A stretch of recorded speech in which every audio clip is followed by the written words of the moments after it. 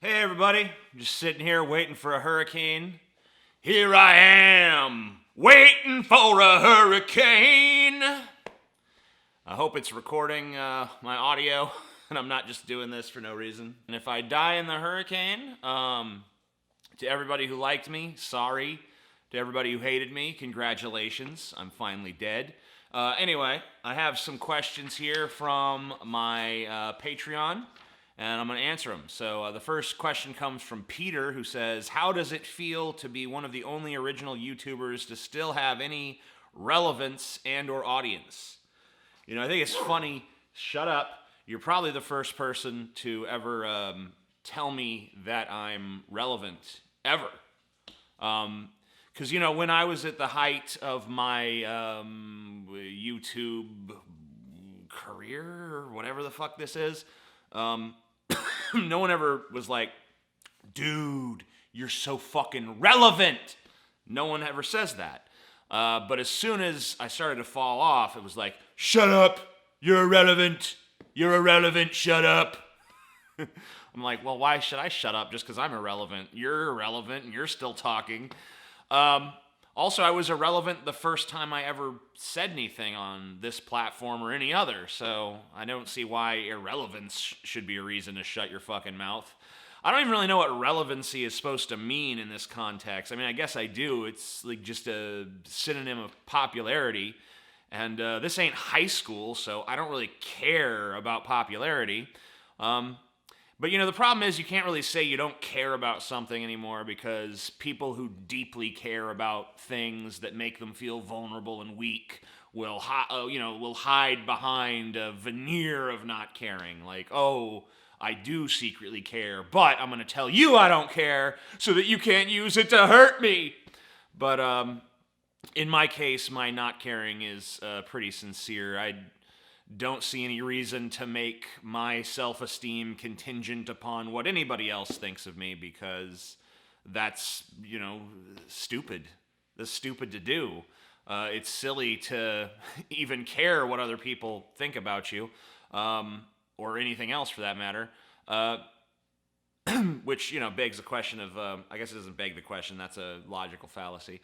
It brings up the question of, why do we even do this YouTube shit? Like, why even read someone else's opinion? Well, really, most of you do it for the same reason that I do, to see how much it concurs with our own, you know? Does this person agree with me? Good. Does this person disagree with me? Punish them! Punish them! You know?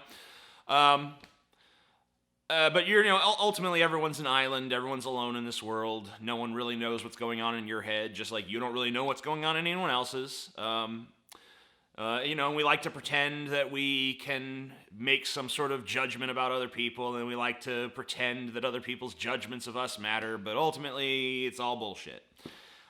Maybe from a pragmatic standpoint, there's some advantages to being liked, but ultimately, in the deeper philosophical, we're all gonna die anyway sort of sense, none of it matters.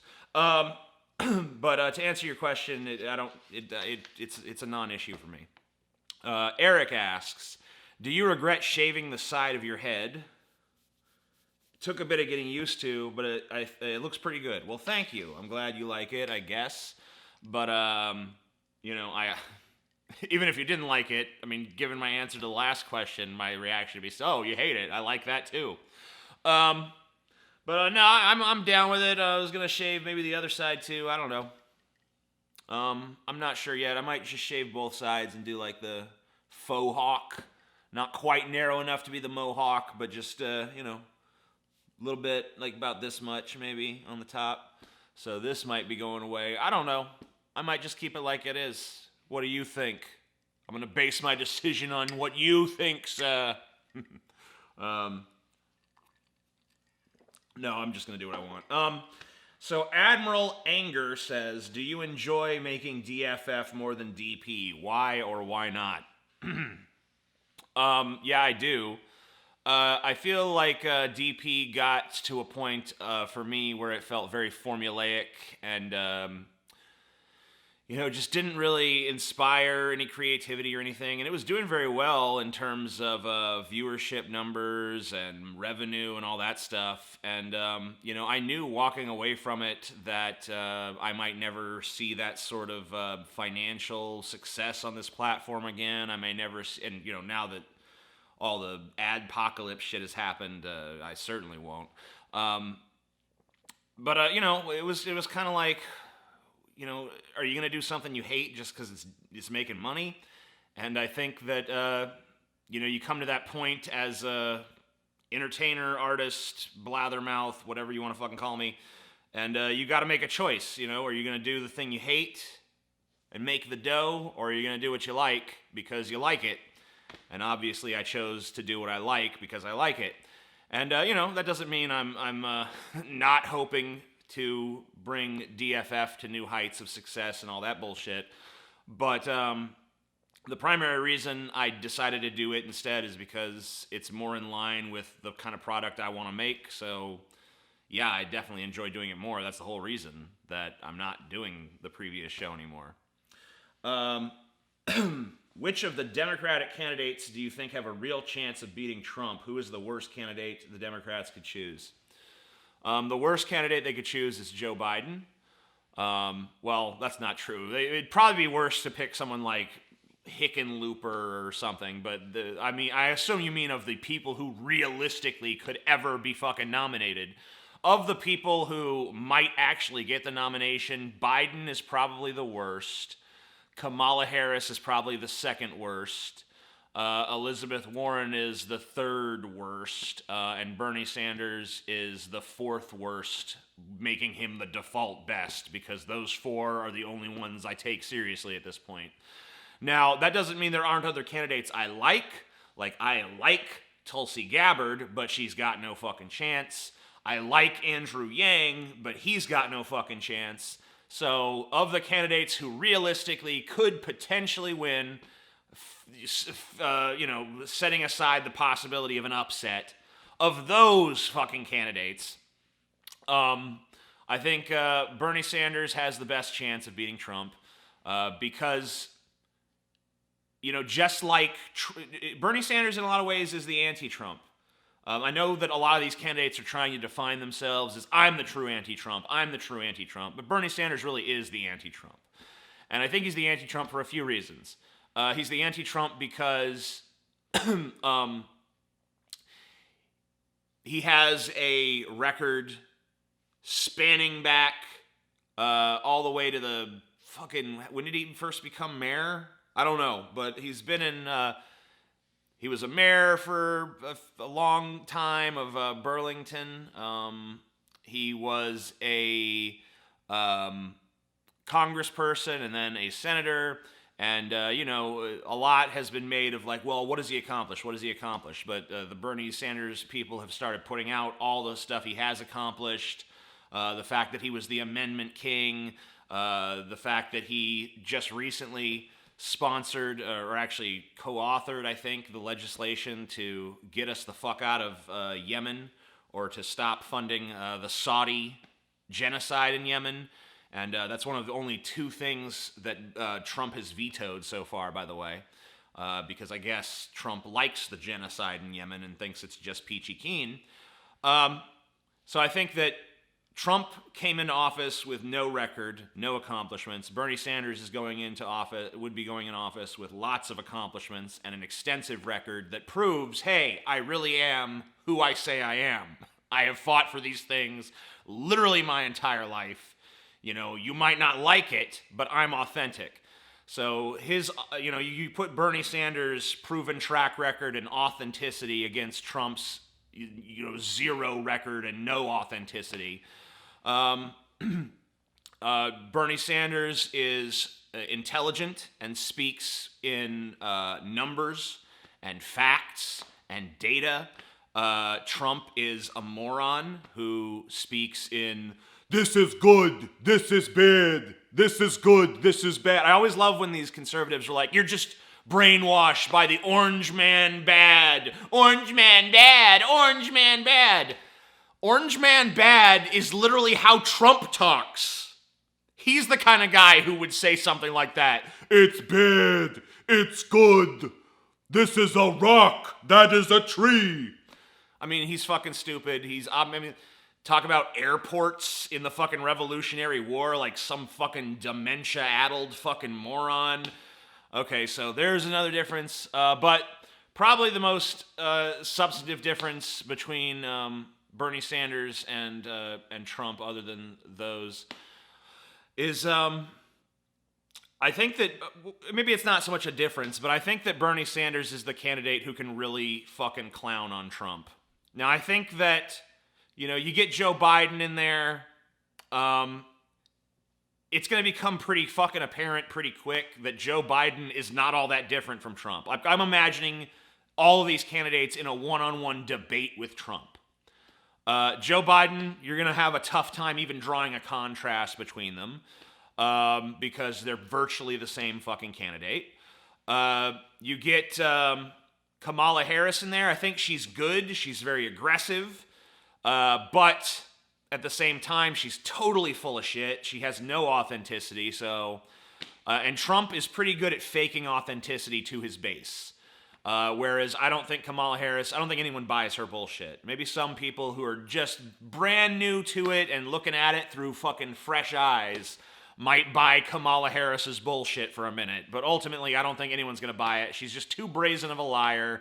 She claims she was, listening to Snoop Dogg before he even was a thing. Even that stuff she fucking slammed Biden with in the debate. About how I was part of the first desegregated or the second ever desegregated Berkeley class. Well, actually, Berkeley was desegregated years before she was even fucking born. So, she's just full of shit, full of shit, full of shit, full of shit, full of shit. Fact checkers are going to have a fucking field day with her. She's no good. Elizabeth Warren, she's progressive on some things, but she's also very corporatist on some things. And I think, she's being kind of touted as a compromise candidate. But the problem with a compromise candidate is it really doesn't excite anybody.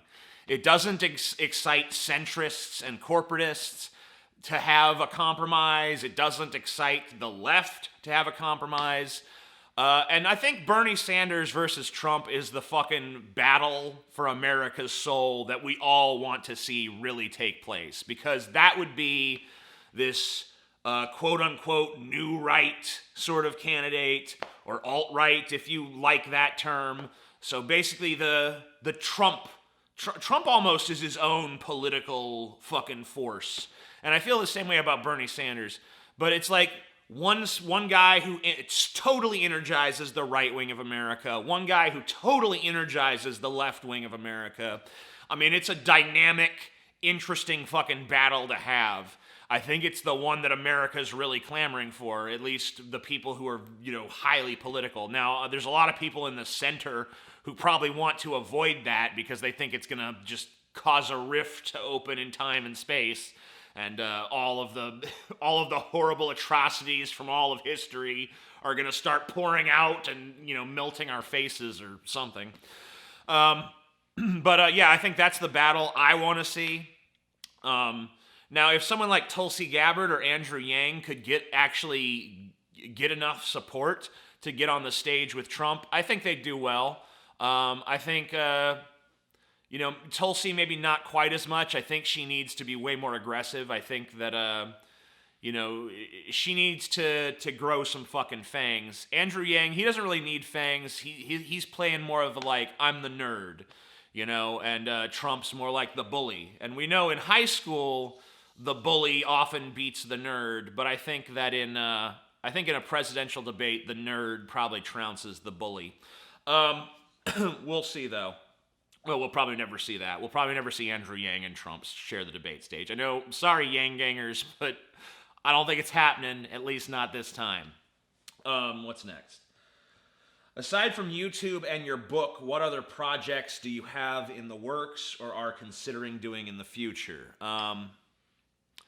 As far as my personal project, one of the big projects I've been doing lately, and I don't know if it's so much a project, but I've been trying to teach myself how to cook And I've been challenging myself with more and more difficult recipes and learning different cooking techniques, trying to, master, seasoning and, all the little things that go into cooking, like rolling out some dough or efficiently cracking eggs without getting the shell in it, how much you're supposed to mix things, what proportion of ingredients to use, how much butter to use in this recipe, when to know when to go outside the parameters of a recipe and do your own thing,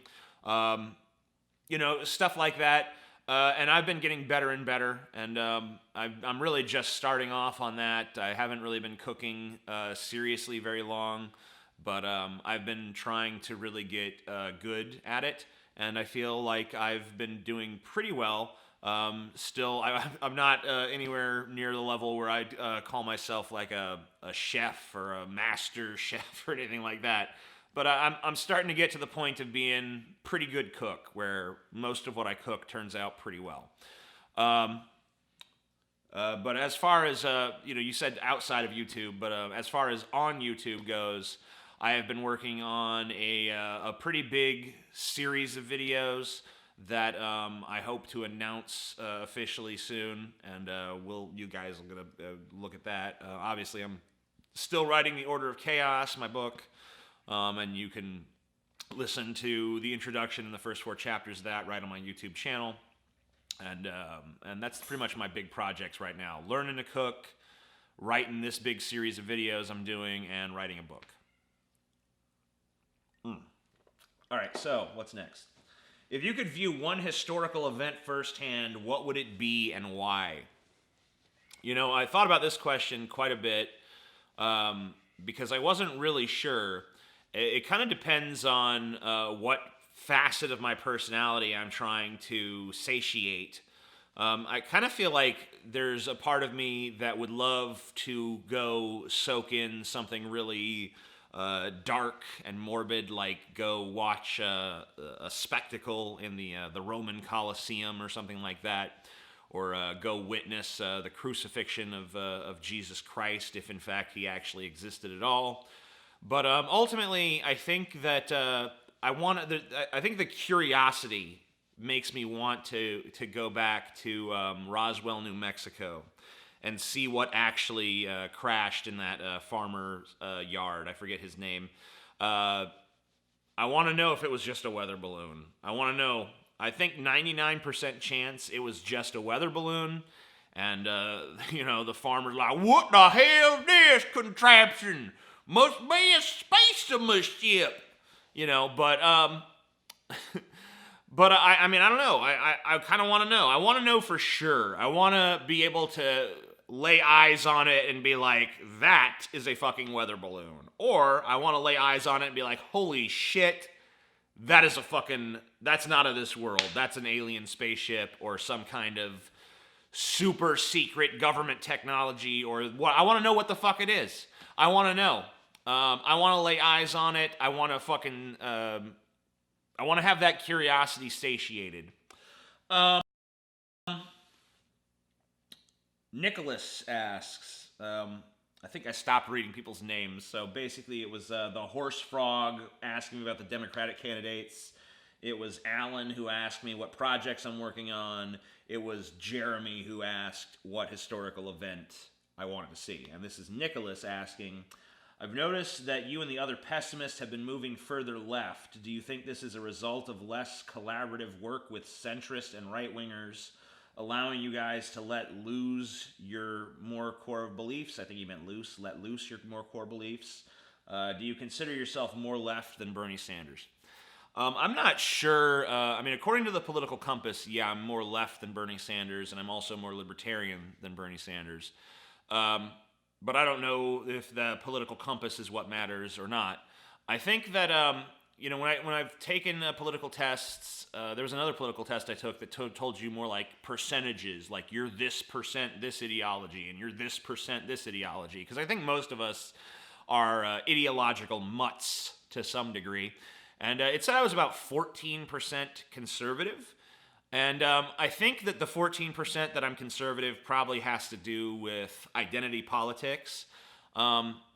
and I know that a lot of us are probably pretty sick of talking about identity politics. I certainly am. I don't like group affiliations to begin with. I think people should be individuals, and I think that, you know, if you're part of a group, it should be for strictly pragmatic reasons and not because you have some need to belong to something or whatever the fuck else, stupid reasons people get involved with groups. Because I just feel like being part of a group just dilutes your individuality and uniqueness, and it makes you dumber. I kind of look at the like the bystander effect, where the more people are in a room, like the bystander effect is basically the more people are around watching something horrible happen, the less likely any of them are to intervene because they're all kind of looking around waiting for someone else to intervene. One of the coolest experiments they did with it was like the smoke-filled room, where if they set up an individual in a room and they start filling the room with smoke, the individual will look at the smoke and be like, "Holy shit, there's danger. I better escape."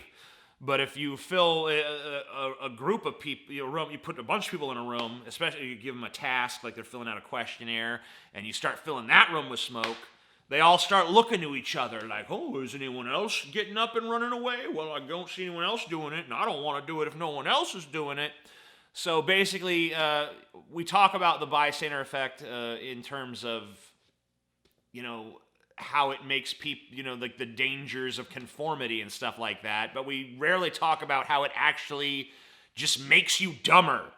How a group of people is somehow dumber than any one of those people on their own, at least in certain circumstances. And from what I've observed, a very robust set of different circumstances where the groups are dumb.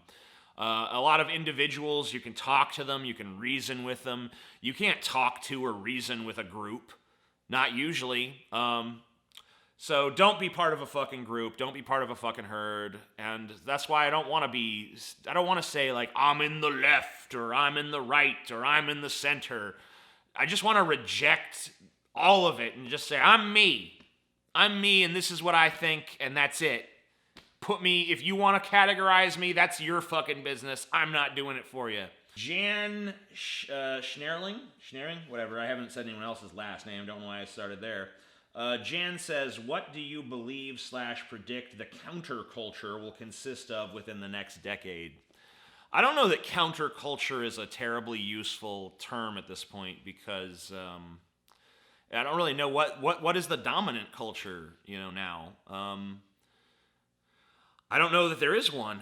It seems like we have maybe probably thanks in large part to the internet, divided ourselves into lots of little subcultures. So I don't know which one of those subcultures, if any, can lay claim to being like, we are the counterculture. Counter to what? There's no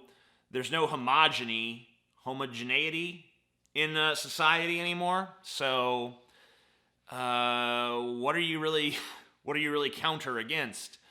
Obviously there's, subcultures that are popular and there's subcultures that are less popular. I guess if you want to just make it, once again, a stupid fucking popularity contest, then you could just point at whichever subculture of people is the most hated and say, that's the counterculture.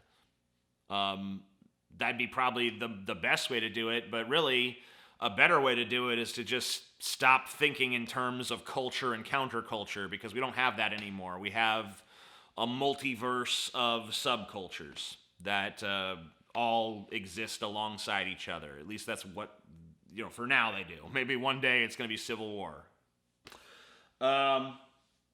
Josh asks, why such a negative view on Trump all the time? I live in Canada with Trudeau, who is well-mannered as a politician, but fucking the country over in so many ways, especially economically. I'd rather take Trump, who is seen as an idiot on the world stage, but wants to bring economic prosperity and safety to his people at the end of the day. I don't know that that's what Trump wants, but if it is, then I don't understand how he's going about it. in the Trump economy, the stock market's doing really well, so that's good, I guess, for the small percentage of Americans who have money in the stock market. But unfortunately, the average citizen still isn't doing that well. I mean, I kind of view your Trudeau as just kind of like our Obama, where he was enormously popular as a candidate, and it seemed like he was going to make a lot of sweeping and important changes, but then he got in office, and it became very clear that he was all talk. And I kind of feel like you guys are in that same boat, where it's just like, fuck, we got swindled. Trump, I don't know. I mean, I don't feel like my hatred of Trump, or I don't really hate Trump, but my disagreement with Trump, I don't feel like it's based on just like a reflexive reactionary, oh, Trump. Now, there certainly are people like that. We've all seen the Trump derangement reactionaries who just want to scream at the sky and scream about racism and scream about whatever the fuck else. And they're out there and they exist, but I feel like most people who have a problem with Trump are a little bit more substantive in their criticisms than that. My big problem with Trump is that he's not nearly the disruptive force that he portrayed himself to be. Obviously, he's triggered the libs. If that's all you wanted was just a guy to trigger the libs, then I guess you got that. Just like Obama triggered the conservatives, but is that all, is that all we want out of a president anymore? He makes the opposition mad, therefore I like him, he's good. I feel like you actually want someone who can accomplish something, and unfortunately, it doesn't really seem like Trump has accomplished much. He passed a tax cut that it's going to add to the deficit, which is already ballooned under his administration. I think it's 23% it's ballooned.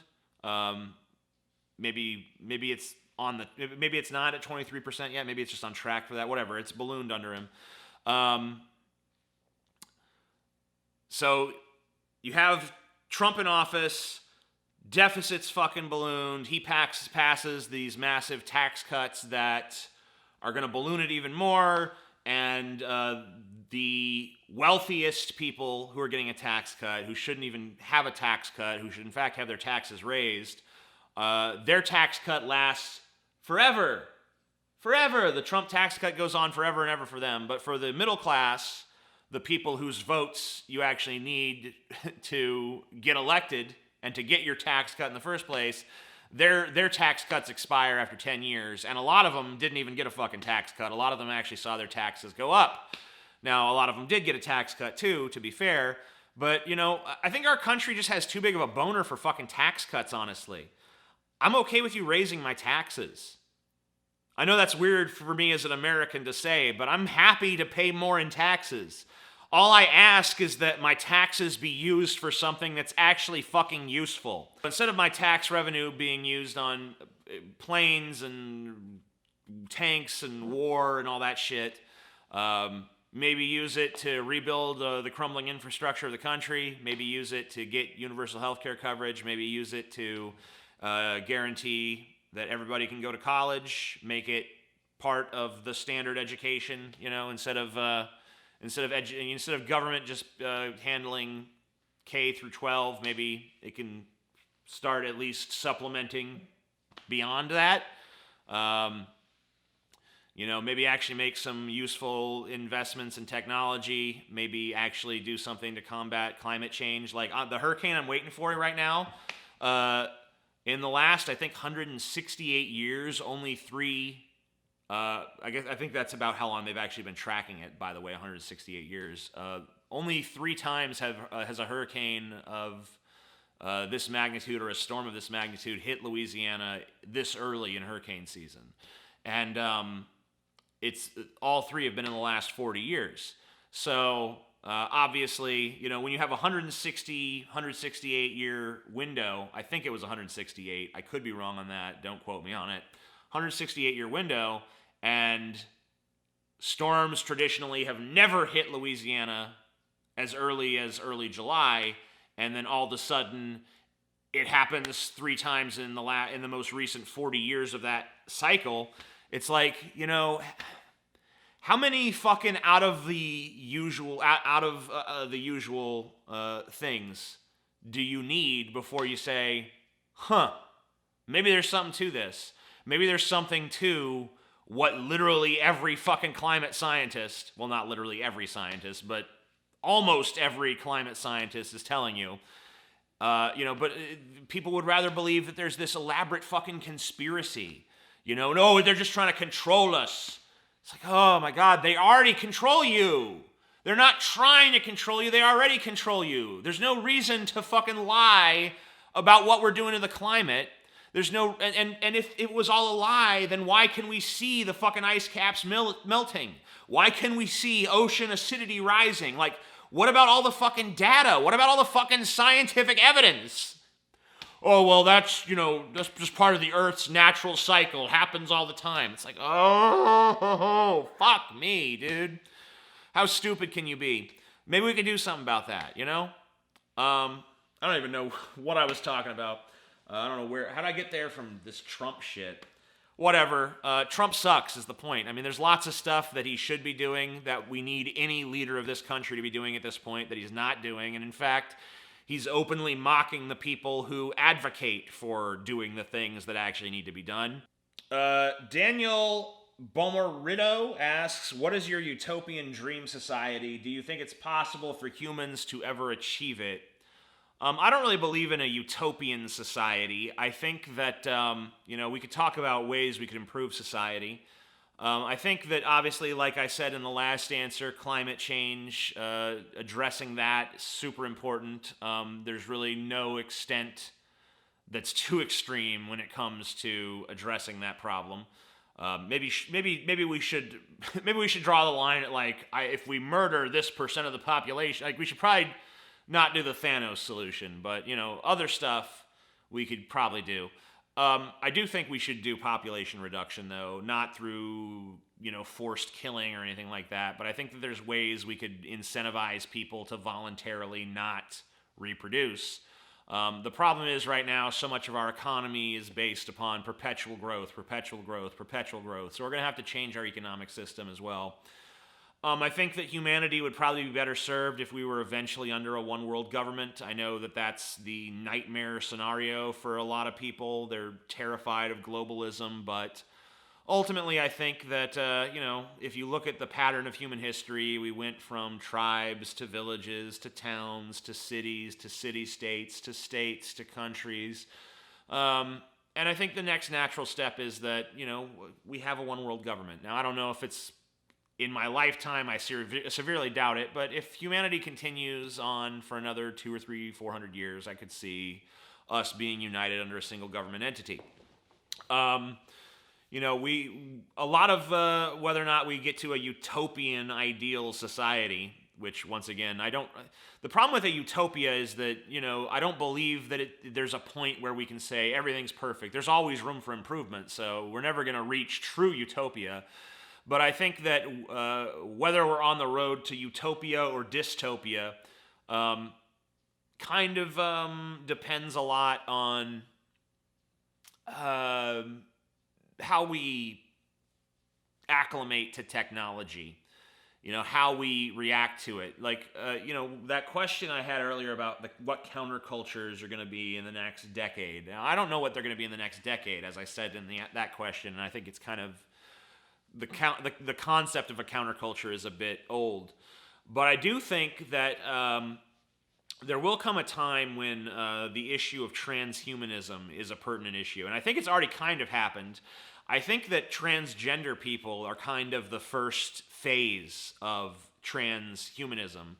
It's the idea that I'm going to augment my body to be more reflective of who I truly am. You could even say maybe plastic surgery, or at least elective plastic surgery, was the first step in that. But I think that as technology improves and what we can accomplish improves, I think we're going to start seeing people who break out of the box of, I'm a a woman, but I'm trapped in this male body. I mean, they've already kind of started saying, like, don't call a body male and don't describe a body as biologically male. Now, I mean, at some point, I mean, we need to make those distinctions so that, because, you know, we need to be able to differentiate this is this body and this is this body. But, I mean, I think it could reach a point where, you know, it's not even about a gender expression anymore so much as just like, I want these parts, you know? I want to have 3 tits like the girl from Total Recall, and I want to have, you know, 2 dicks. I want one of them to be 8 inches. I want the other one to be 12 inches, you know, and I want this one to ejaculate chocolate or whatever the fuck, you know? And I want an ass with a fucking little pump that system that I control with my brain, where I can pump my ass up to any size I want.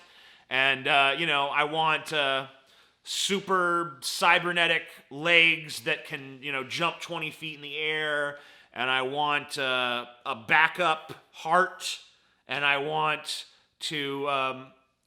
my eyes to be big anime eyes, like from the Alita movie, and I want to be able to, you know, see through walls, and I want to have infrared built in, and I want, you know, an additional fucking 1,000 terabytes of storage capacity installed in my brain so that I can, you know, have perfect recall of everything and a picture-perfect memory and all this other stuff. And whatever fucking fantastical, crazy sci-fi notion of body augmentation you want to imagine, just imagine it. And, you know, it could be a sexual thing, or it could be a thing related to your career or profession or knowledge, or it could be something that you do to yourself to augment yourself to be more competitive as AI starts taking more jobs. You know, maybe you want to enhance your own intelligence with whatever technology, be it genetic or cybernetic or whatever. I think that we're going to come to a point where it becomes a real question of how much of that do we do? And there's going to be people who say, let's go fucking all the way with it. And there's going to be people who say, I'm scared, we shouldn't do this, we're losing what makes us human. And I think that's going to be a big social battle at some point if humanity makes it far enough. So I think that could be a huge sort of battle. And I don't know. I think a lot of times utopia or dystopia just depends on your point of view. Because I think, you know, you could go to someone 100 years ago and tell them about our present day, and you could make it sound like either a utopia or a dystopia to them. Utopia, dystopia, kind of depends on your point of view, kind of depends on what you choose to focus on, kind of depends on what you personally want. But as for me, you know, I'd just like to see us deal with fucking climate change and not die off as a species. I'd like to see the chaotic experiment that is the human race continue on. So, last question. What were your influences that most shaped you as a person and a creator? That's from Justin. You know, Marilyn Manson, George Carlin, and one more big influence in those 3. And actually, you'll hear more about that later when I do my big old project. But it's not time for that yet. It is time for me, however, to go. I'm going to be... I have like a little survival kit put together. I'm going to be going over to Paul's place because he's on a 2nd story, and the big risk from Barry is flooding. So once again, if I do die, sorry about that. Didn't mean to. Unless you hate me, in which case, awesome for you. I hope you drink a big old fucking like champagne glass or something to celebrate, like he's finally dead, clink. You know, and I'm fine with it either way. Yeah, I'm going to go, and hopefully the storm won't be too bad. Or if you hate me, hopefully it is horrible and I die. But that's about it. Peace the fuck out.